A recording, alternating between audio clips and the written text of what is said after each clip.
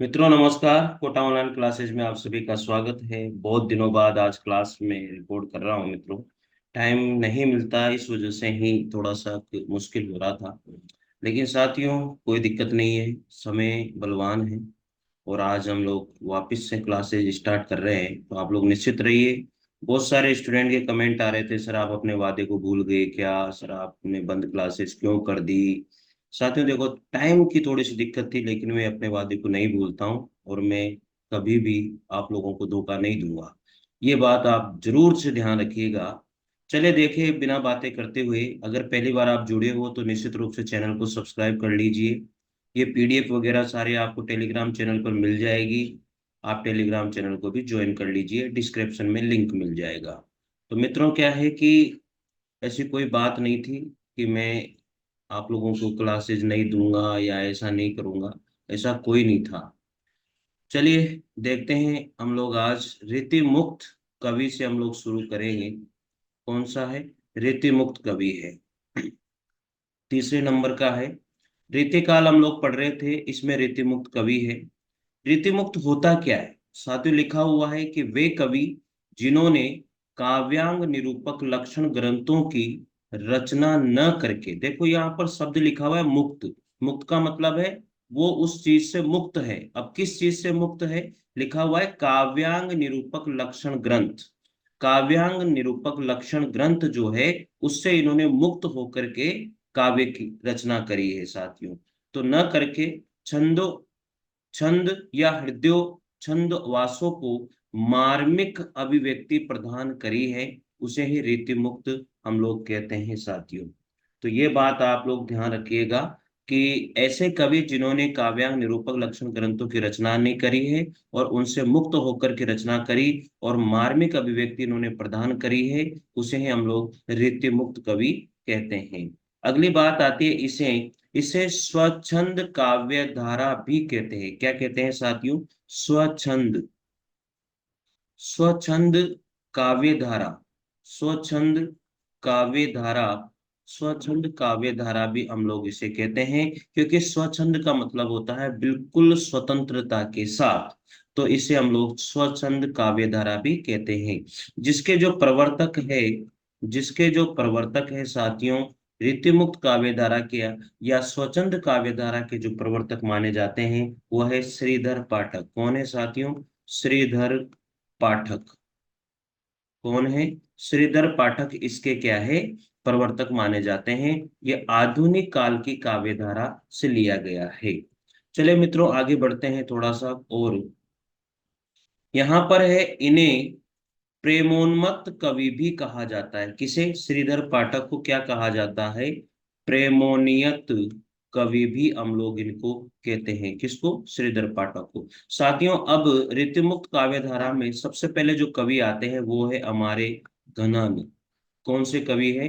घनानंद है साथियों। इनको पढ़ते हैं। घनानंद जो है, इनका जो समय रहा है वो 1673 ईस्वी से लेकर के 1760 ईस्वी तक इनका समय रहा। अब ये किसके आश्रयदाता थे? किसके आश्रयदाता यानी कि साथियों, ये इनके आश्रयदाता कौन कौन थे? मोहम्मद शाह रंगीला। कौन है? मोहम्मद मोहम्मद शाह रंगीला। और इसके बाद में ये दिल्ली के बादशाह रहे हैं। और मीर मुंशी थे। ये कौन थे? मोहम्मद शाह रंगीला और मीर मुंशी, ये दोनों ही इनके आश्रयदाता रहे साथियों। इनके जो गुरु थे, इनके गुरु का नाम, किसके? घनानंद के गुरु का नाम था वृंदावन देव। क्या नाम था इनके गुरु का? नाम वृंदावन देव। साथियों इनकी जो रचनाएं हैं, इनकी जो प्रमुख रचनाएं किसकी? घनानंद की, वो बहुत इंपॉर्टेंट है। और रीति मुक्त काव्य धारा में घनानंद बहुत इंपॉर्टेंट राइटर माने जाते हैं या कवि माने जाते हैं साथियों। इनकी रचनाएं आपको अच्छी तरह से याद होनी चाहिए। एक तो है सुजान सागर, विरह लीला, लोकसार, रस केलीवल्ली। साथियों थोड़ा दिखने में दिक्कत आ रही होगी, लेकिन मैं पढ़ रहा हूँ इसलिए आप थोड़ा सा ध्यान रखिएगा। सुजान सागर इनकी पहली रचना है।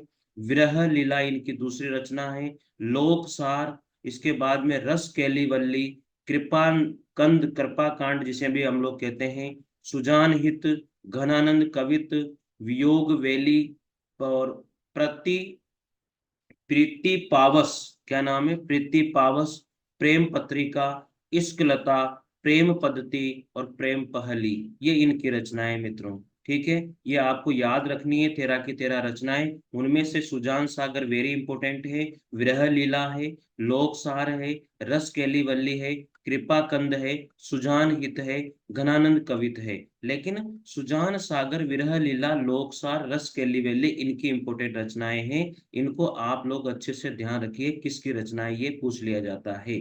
तो सुजान सागर, विरह लीला, लोकसार, रस केलीवल्ली, कृपाकंद या कृपाकांड, सुजान हित, घनानंद कवित, योग वेली, प्रति प्रीति पावस, प्रेम पत्रिका, इश्क लता और प्रेम पद्धति, प्रेम पहली, ये सारी की सारी रचनाएं घनानंद की रही है। साथियों, आगे बात करते हैं घनानंद के बारे में। दिल्ली निवासी और ये जाति से कायस्थ थे। कहाँ के निवासी थे? दिल्ली के, और जाति से थे कायस्थ। ये वियोग श्रृंगार के कवि माने जाते हैं। घनानंद को कौन से कवि माने जाता है? घनानंद को वियोग श्रृंगार का कवि, या ये किस रस के कवि माने जाते हैं? जो घनानंद है साथियों, वो वियोग श्रृंगार के कवि माने जाते हैं। अगली रचना है इनकी सुजान नायक वेश्या। एक थी सुजान, सुजान नायक, सुजान नामक एक वेश्या थी साथियों, से इनको प्रेम हो गया था। इसने इनका प्रणय प्रस्ताव ठुकरा दिया था। जो सुजान, जो एक वेश्या थी, इसने, इन्होंने इनको एक बात बोली कि मैं तुमसे शादी करना चाहता हूँ, लेकिन जो प्रणय प्रस्ताव है वो सुजान नामक वेश्या ने ठुकरा दिया। और इन्होंने अपनी रचनाओं में कृष्ण के लिए सुजान शब्द का प्रयोग भी किया है। ये भी इनकी थोड़ी सी एक घटना, एक मेमोरीज इनके लिए एक कहानी बन करके रह गई। तो सुजान नामक जो वेश्या है, उनसे ये प्रेम कर बैठे थे, और सुजान से जब इन्होंने शादी की बात करी या प्रणय प्रस्ताव रखा तो उसने ठुकरा दिया। इसलिए इन्होंने जितने भी कृष्ण की रचनाएं करी उसमें सुजान शब्द का प्रयोग कृष्ण के लिए इन्होंने किया है साथियों। आगे बात आती है, इनका जो प्रिय अलंकार है, किसका? घनानंद का जो प्रिय अलंकार है वह विरोधाभास अलंकार है साथियों, ये याद रखना। विरोधा विरोधाभास, इनका जो प्रिय अलंकार रहा है वो विरोधाभास रहा है। इन्हें इसका सम्राट भी कहा जाता है। घनानंद को विरोधाभास अलंकार का क्या कहा जाता है? सम्राट भी कहा जाता है। ये सबसे मुख्य बात है साथियों, इसको याद रखना। आचार्य शुक्ल ने इसको क्या कहा? साक्षात रस मूर्ति कहा है। साक्षात रस मूर्ति कहा। ये बात आपको याद रखना साथियों, कि आचार्य शुक्ल जो है घनानंद को साक्षात रस मूर्ति कहते हैं, लाक्षणिक मूर्ति लता इनको कहते हैं, और प्रेम की पीर के नाम से भी इनको जाना जाता है, या प्रेम की पीर या यातना का कवि भी इनको कहा जाता है। प्रेम की पीर या यातना का कवि भी घनानंद को कहा जाता है मित्रों। तो घनानंद को किस किस नाम से जाना जाता है? साक्षात रस मूर्ति के नाम से, लाक्षणिक मूर्ति लता के नाम से, और प्रेम की पीर या यातना के कवि के नाम से भी इनको जाना जाता है मित्रों। चलिए आगे बढ़ते हैं। सुजान जो है, सुजान के कारण इनको दिल्ली दरबार से निष्कासित कर दिया गया था। किसको? घनानंद को। सुजान एक नामक वेश्या थी, इससे इनको प्रेम हो गया था, लेकिन दिल्ली दरबार से इनको इसके चक्कर में क्या कर दिया था? निष्कासित कर दिया गया था। वहां से निष्कासित हो जाने पर ये वृंदावन चले गए, जहां पर इन्होंने निम्बार्क संप्रदाय में, याद रखना साथियों, जो घनानंद ने दीक्षा ग्रहण करी थी वो निम्बार्क संप्रदाय में करी थी साथियों, ये बात आपको याद रखना है। कि और कृष्ण की उपासना ये करने लग गए थे मित्रों। आगे बढ़ते हैं। घनानंद का जो श्रृंगार वर्णन है वह सहानुभूत और स्वच्छंद पद्धति पर आधारित है। सहानुभूत अर्थात स्वयं जो भी मन में आता था उसको ये अनुभूत करते थे, और अनुभव अनुभव करने के बाद में इसको ये स्वतंत्र रूप में लिखते थे। इसलिए कहा गया है स्वानुभूत स्वतंत्र पद्धति पर आधारित घनानंद का एक श्रृंगार वर्णन रहा है। आगे बात करेंगे मित्रों, रामधारी सिंह दिनकर। रामधारी सिंह दिनकर, रामधारी सिंह दिनकर, रामधारी सिंह दिनकर ने इनके विरह को इनकी पूंजी कहा, और लिखा भी है इनके लिए, विरह तो घनानंद की पूंजी टहारा। विरह तो घनानंद की पूंजी टहरा, ये बात भी जो है किसके बारे में लिखी गई है? घनानंद के बारे में लिखी गई है। किसने के द्वारा? रामधारी सिंह दिनकर के द्वारा लिखी गई है कि विरह तो घनानंद की पूंजी बन गया है। ये फिर आगे बात करेंगे। विश्वनाथ प्रसाद मिश्र, क्या नाम है? विश्वनाथ, विश्वनाथ प्रसाद मिश्र, विश्वनाथ प्रसाद मिश्र है। विश्वनाथ प्रसाद मिश्र साथियों, तो विश्वनाथ प्रसाद मिश्र ने घनानंद के बारे में लिखा है कि घनानंद की समस्त रचनाओं का जो संकलन है वो घनानंद ग्रंथावली में किया गया है। किसमें किया गया है? घनानंद की समस्त रचनाओं का संकलन घनानंद ग्रंथावली, ज्ञानंद ग्रंथावली में किया गया है। ये किसने कहा? विश्वनाथ प्रसाद मिश्र के द्वारा कहा गया है। आचार्य रामचंद्र शुक्ल घनानंद के बारे में लिखते हैं कि प्रेम मार्ग का ऐसा प्रवीण और धीर पथिक तथा जवादानी का ऐसा दावा करने वाला कोई दूसरा कवि ब्रज भाषा में नहीं हुआ। तो आचार्य शुक्ल ने ये जो लाइन लिखी है मित्रों, ये घनानंद के लिए लिखी है, और ये पूछ भी लिया जाता है कि ये किसके लिए कहा है और किसने कहा है। क्या? प्रेम मार्ग का ऐसा प्रवीण और धीर पथिक तथा जवादानी का ऐसा दावा करने वाला कोई दूसरा कवि ब्रज भाषा में नहीं हुआ, वो घनानंद है। और ये किसने कहा? आचार्य रामचंद्र शुक्ल ने कहा है। और किसके लिए कहा है? घनानंद के लिए कहा है मित्रों। इनकी प्रमुख पंक्तियां भी आप लोगों को याद रखनी है। ये सबसे मुख्य है। लोग लागी है कवित बनावत, मोहे तो मेरे कवित बनावत। साथियों, ये पूछ लिया जाता है किसकी पंक्तियां हैं। आगे है अति सूदो सने की मार्ग है, फिर है रावरे रूप की रीति अनोखी। तो ये सारी पंक्तियां घनानंद के द्वारा लिखी गई है। साथियों, अगले राइटर आते हैं रीति मुक्त काव्य धारा में आलम। आलम का नाम भी बहुत चलता है और एक क्वेश्चन इससे पूछ लिया जाता है। देखिएगा, हिंदी साहित्य में आचार्य शुक्ल ने आलम नाम के दो कवियों का अस्तित्व माना है। आचार्य शुक्ल आलम नाम के दो कवियों का अस्तित्व मानते हैं। प्रथम आलम जो है अकबर के समकालीन थे, जिन्होंने सूफी प्रेमाख्यान या माधवना काम कंदला की रचना करी थी। तो पहले आलम तो यह है जो अकबर के समकालीन थे और सूफी प्रेमाख्यान रचना इन्होंने करी। और माधवानंद काम कंदला, माधवा नल काम कंदला, ये रचना इनके द्वारा करी गई थी। तो ये पहले आलम तो ये थे। दूसरे आलम रहे साथियों जो मुक्तकार आलम थे, जिन्होंने आलम के लिए रचना करी थी। तो पहले वाले आलम तो ये थे जिन्होंने माधवानंद काम कंदला रचना करी, और दूसरे आलम थे जिन्होंने मुक्तकार आलम थे जिन्होंने आलम के लिए की रचना करी थी। तो ये बात आप लोग थोड़ा सा ध्यान रख लीजिएगा। अगली बात है पंडित विश्वनाथ प्रसाद मिश्र दोनों को एक ही मानते हैं। जो पंडित विश्वनाथ प्रसाद मिश्र जो हैं, ये दोनों ही आलम को एक ही मानते थे, लेकिन आचार्य शुक्ल ने नहीं माना। आगे है आलम जाति से ब्राह्मण थे। जो आलम थे, जो रीतिमुक्त काव्य धारा के आलम है, जिन्होंने आलम केले की रचना करी है, ये जाति से ब्राह्मण माने जाते हैं। शेख नामक रंगरे शेख नामक रंगरेसिन पर ये मुग्ध हो गए और उन्होंने उससे विवाह करने के लिए इस्लाम धर्म को भी स्वीकार कर लिया था साथियों। तो किसके किसके प्रति मुग्ध हुए थे? रंगरेसिन के ऊपर। ठीक है। आगे है शेख स्वयं एक कुशल कवयित्री थी और प्रेमोन्मत्त इनको कवि को माना जाता है। ये प्रेम उन्मत्त कवि माने जाते हैं। प्रसिद्ध इनके पद हैं कनक छरी सी कामनी, कहे को कटे छीन। ये पंक्ति जो है आलम के द्वारा मोस्ट इंपोर्टेंट बात है, इसको थोड़ा सा आप लोग ध्यान रख लीजिएगा। कनक छरी सी कामनी, कही को कटी छीन, ये किसकी पंक्ति है पूछ लिया जाता है। ये आलम की पंक्ति है साथियों। रीति मुक्त काव्य धारा में अगले आते हैं बोधा। बोधा जो है इनका वास्तविक नाम है बुद्धि सेन। क्या नाम है बोधा का? वास्तविक नाम बुद्धि सेन है। ये पन्ना के दरबारी कवि थे। इनका जन्म राजापुर जिला बांदा यूपी में हुआ था। और सुभान सुभान नामक वेश्या, सुभान सुभान, क्या नाम है? सुभान, सुभान नामक वेश्या से ये प्रेम कर बैठे थे। मतलब रीति मुक्त के कवि ने अधिकतर प्रेम की बात तो करी है और प्रेम ये कर भी बैठे थे।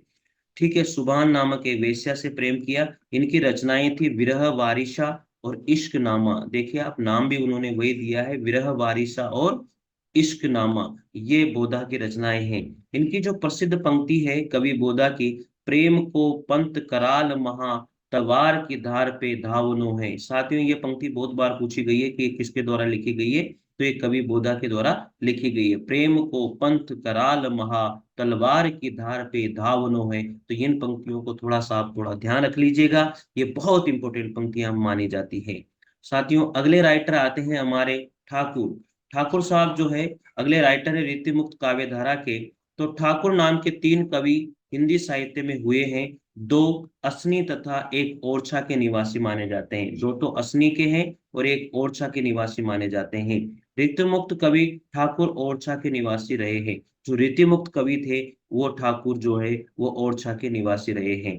ठाकुर साहब की जो रचनाएं वो है ठाकुर टसक और ठाकुर शतक। तो ये तो याद हो जाएगी, इसमें तो कोई दो राय नहीं है। अगली बात आती है, इन्होंने अपनी कविताओं में लोकोक्तियों और मुहावरों को पर्याप्त प्रयोग किया था। कविताओं और लोकोक्तियों के ऊपर जो है इन्होंने बहुत कुछ रचनाएं लिखी है।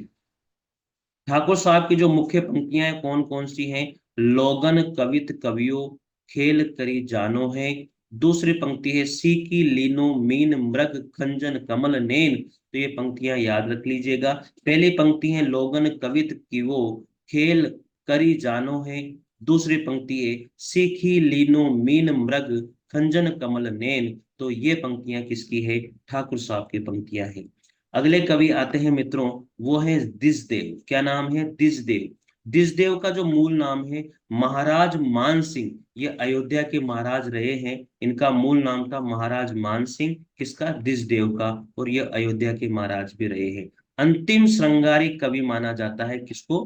दिसदेव को। प्लीज आप याद रखिए, ये प्रश्न अनेक बार पूछा जाता है कि अंतिम श्रृंगारी कवि किसे माना जाता है? वो है दिसदेव। दिसदेव की जो कृतियां रही है वो कौन कौन सी है? श्रृंगार बत्तीसी, श्रृंगार चालीसा, श्रृंगार लतिका, सौरभ। ये दिसदेव की कृतियां रही है मित्रों। अब बात करते हैं मित्रों, जो रीतिकाल जो हमने पढ़ा है उसके सबसे इंपॉर्टेंट जो दृश्य है, सबसे इंपॉर्टेंट जो बातें हैं, जो स्मरणीय करने योग्य तथ्य हैं, उनको हम लोग थोड़ा सा देख लेते हैं। जो इंपॉर्टेंट इंपॉर्टेंट इसमें बात आई है वो यहाँ पर मैंने अलग से लिख दिए, शायद आपको बहुत पसंद आएगी। तो पहली बात है, हिंदी का प्रथम आचार्य कवि किसको माना जाता है? केशवदास को माना जाता है। दूसरी बात है, हिंदी का प्रथम काव्यांग निरूपक ग्रंथ हित तरंगिणी है, जो कृपाराम जी के द्वारा लिखी गई है। अगली बात है, रीति काल के अंतिम आचार्य कवि किसको माना जाता है? भिखारी दास को माना जाता है। आगे, रीति काल के अंतिम कवि किसको माना जाता है? ग्वाल कवि को माना जाता है। आगे बात है, हिंदी में स्वच्छंदतावादी काव्य धारा का प्रवर्तक श्रीधर पाठक को माना गया है। हम लोगों ने अभी अभी पढ़ा था कि हिंदी में स्वच्छंद काव्य धारा का प्रवर्तक कौन है? श्रीधर पाठक रहे हैं। आगे है, खड़ी बोली हिंदी के समर्थक प्रथम कवि श्रीधर पाठक हैं। रीतिकाल के 2 छोर कवि, एक छोर पर बिहारी है, दूसरे छोर पर पद्माकर है।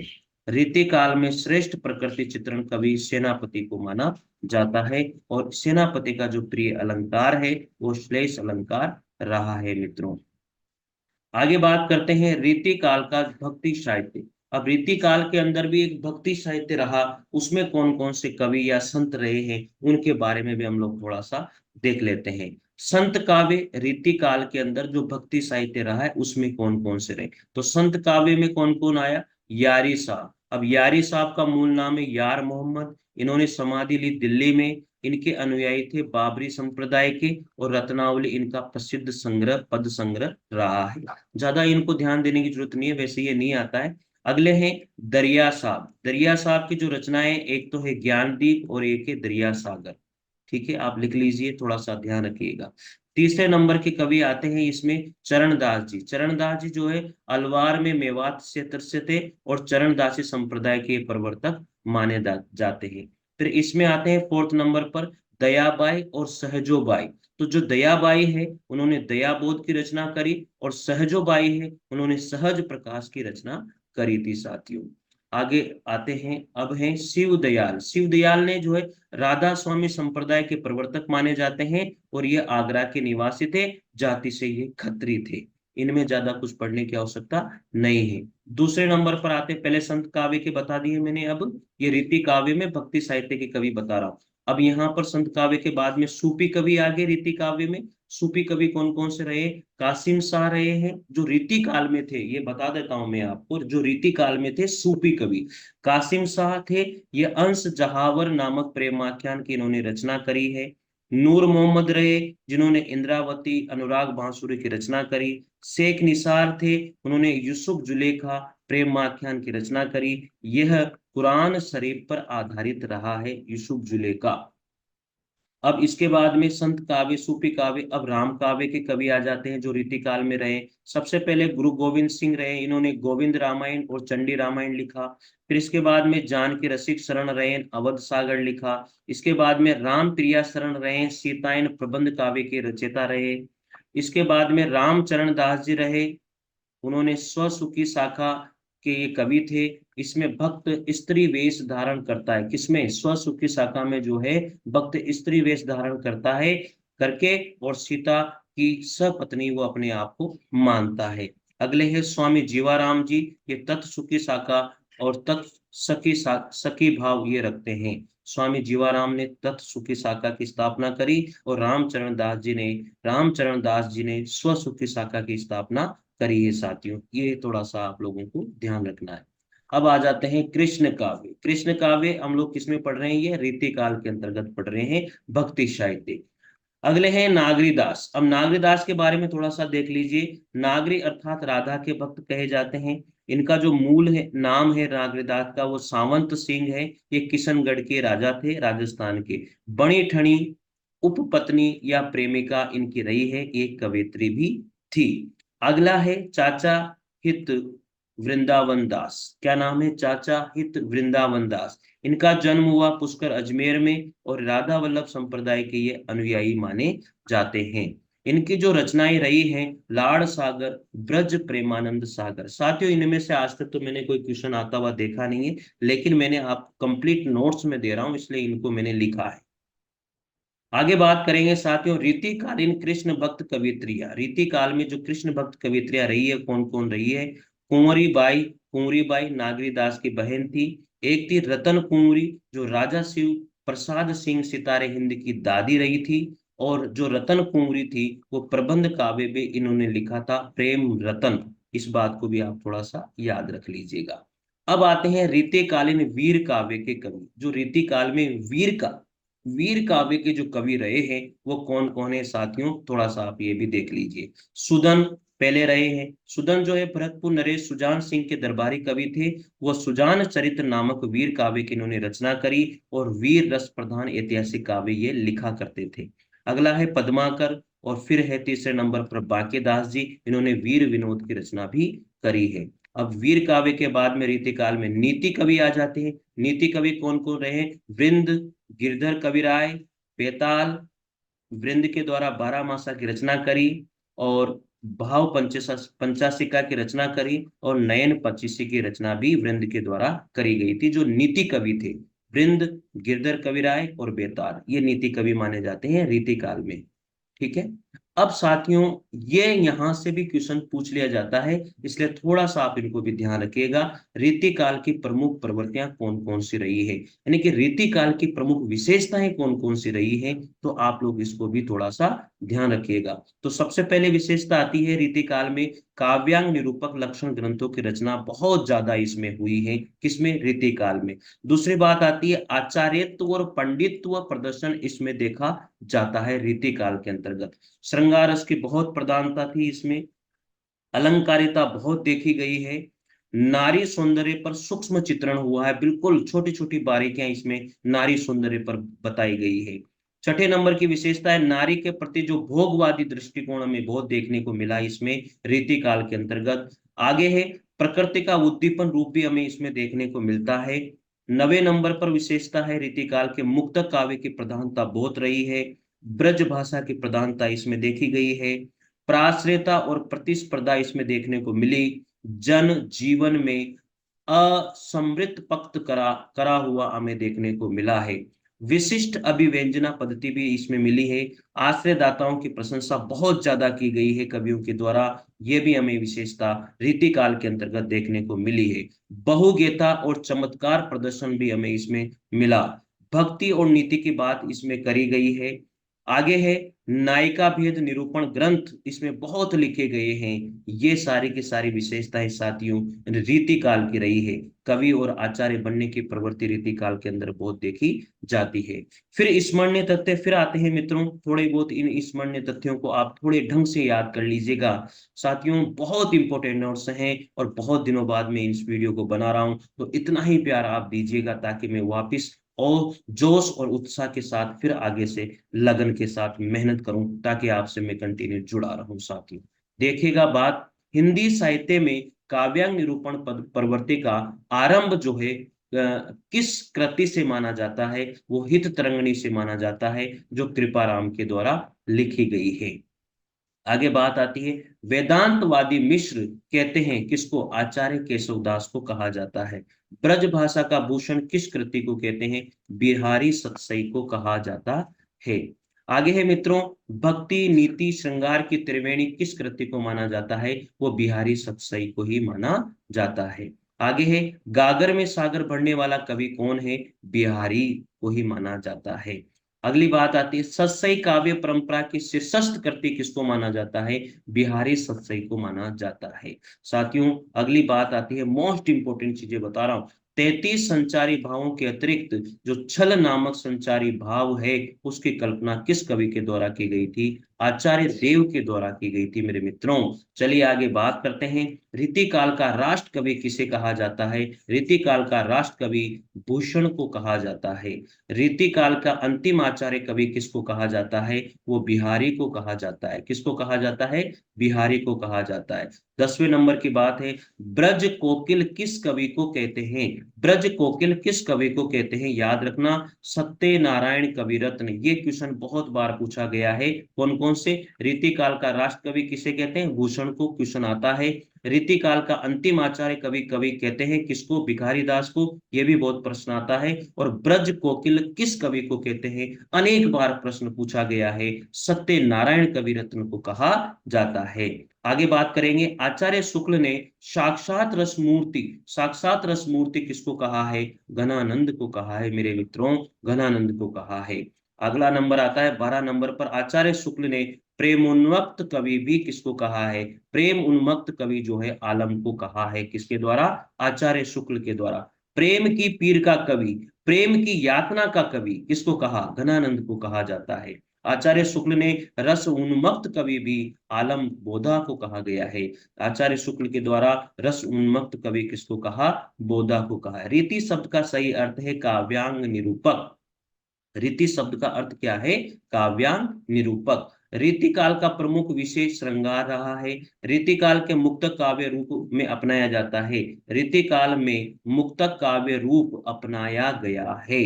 आगे बात करते हैं, आचार्य विश्वनाथ प्रसाद मिश्र ने रीतिबद्ध, रीति सिद्ध, रीति मुक्त रीतिकाल के भेद किए थे। आचार्य जो विश्वनाथ प्रसाद मिश्र है साथियों, रीतिबद्ध, रीति मुक्त, रीति मुक्त, ये रीति काल के जो 3 भेद किए वो किसके द्वारा किए गए थे, आचार्य विश्वनाथ प्रसाद मिश्र के द्वारा किए गए हैं। थोड़ा सा आप इनको ध्यान रख लीजिएगा।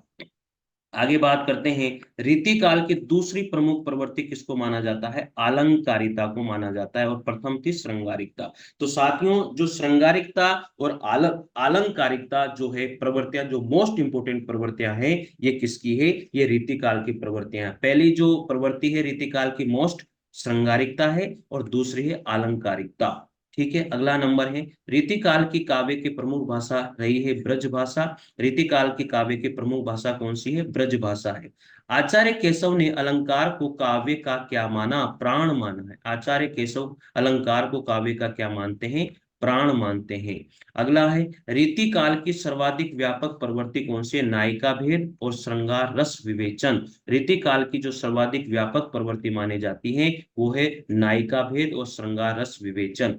कवि देव ने सर्वप्रथम रचना की किसकी, भाव विलास की। रीतिकाल कवि, रीतिकालीन कवियों का सर्वाधिक जो प्रिय छंद माना जाता है वो सवैया छंद माना जाता है। आगे है, बिहारी सतसई पर हिंदी में रामचरितमानस को छोड़कर सर्वाधिक टीकाएं लिखी गई हैं। तो रामचरितमानस को छोड़कर बिहारी सतसई के ऊपर सर्वाधिक टीकाएं लिखी गई है। तो ये क्वेश्चन भी अनेक बार पूछा गया है, सबसे ज्यादा टीकाएं किसके ऊपर लिखी गई है, बिहारी सतसई पर लिखी गई है, रामचरितमानस को छोड़ करके। बिहारी सस्सई के प्रथम टीकाकार कृष्ण कवि को माना जाता है। हिंदी में सस्सई परंपरा की जो प्रथम कृति मानी जाती है वो हित तरंगिणी को माना जाता है। बिहारी को कवि किसने माना, बिहारी को कवि किसने नहीं माना था, वो थे मिश्र बंधु। बिहारी को कवि नहीं मानते थे मिश्र बंधु। भूषण का काव्य प्रधान जो गुण रखता है वो है ओज गुण। भूषण का रस प्रधान था वो था वीर रस। भूषण रीतिकालीन राष्ट्र कवि माने जाते हैं। मतीराम जो है बूंदी नरेश भाव सिंह के दरबारी कवि थे। जो मतीराम थे वो भाव सिंह के दरबारी कवि माने जाते हैं मित्रों, थोड़ा सा आप इसको भी ध्यान रख लीजिएगा। मतीराम जो थे बूंदी के नरेश थे, भाव सिंह उनके दरबारी कवि माने जाते हैं।